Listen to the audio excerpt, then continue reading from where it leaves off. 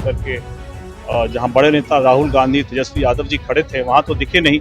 आपको दिखे होंगे तो मुझे जरूर बताइएगा। मुझे तो कहीं दिखे नहीं पूरे बंद में, मुझे कहीं दिखे नहीं। जो अपने आप को बड़े नेता बोलते हैं, कहीं बड़े नेता की श्रृंखला में मुझे दिखे नहीं। ये तो पुरानी प्रवृत्ति रही है कांग्रेस की।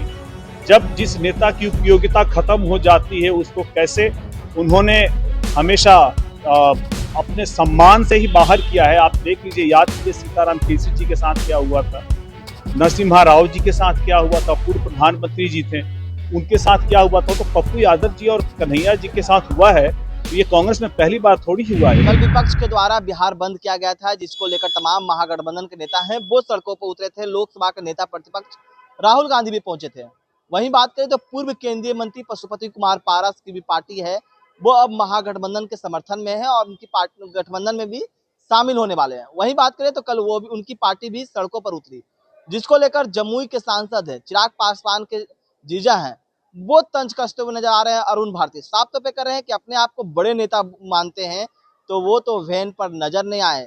जहां पर राहुल गांधी तेजस्वी यादव है, वहां पर तो वो नजर भी नहीं आए। हम तो देखे भी नहीं है कि वो सड़कों पर उतरे थे। क्या कुछ करे अरुण भारती, पहले सुनिए उनकी बातों को। आज ही आपने देखा होगा, उनके कोई विधायक या पूर्व विधायक है रंजीत यादव जी, उन्होंने अभी अपनी सभा में एक पुराना नारा दिया है। उन्होंने जब कहा है कि जब लालू जी की सरकार थी, उस वक्त हम लोग भूरे बाल साफ करते थे, और इसका नारा दोबारा दिया गया है। यानी कि जब से कल वो लोग बिहार बंद और चक्का जाम किए हैं, उसके बाद से क्या जंगल राज को वापस लाने का प्रयास कर रहे हैं सत्ता में आकर के। अगर ऐसा कोई भी प्रयास किया जाएगा तो इसका मुंहतोड़ जवाब दिया जाएगा। देखिए, सरकार अपनी तरफ से कार्यरत है।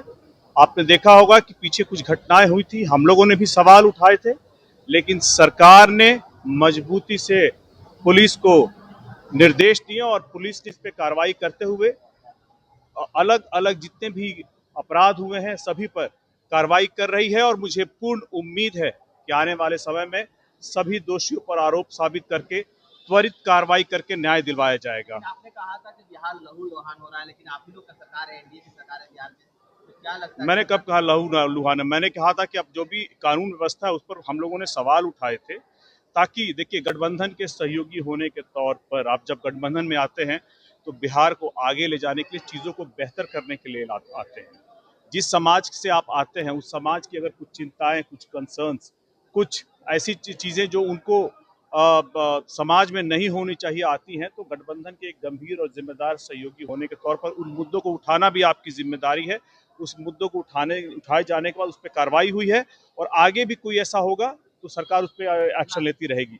हम लोग भी जैसा जब भी कोई ऐसी घटना होगी उस पर जरूर आवाज उठाते रहेंगे। नालंदा में जो घटना हुई है, आपके पासवान जाति से देखिए, नालंदा में जो घटना हुई है उसी वहाँ पर हम लोग खुद जा रहे हैं, हम लोगों ने संज्ञान में लिया है। इससे पहले भी हमारे नेता वहाँ जा करके लोगों से, उनके परिवार वालों से मिले हैं। हमारे नेता ने खुद इस बारे में जानकारी सोशल मीडिया के माध्यम से भी दी है।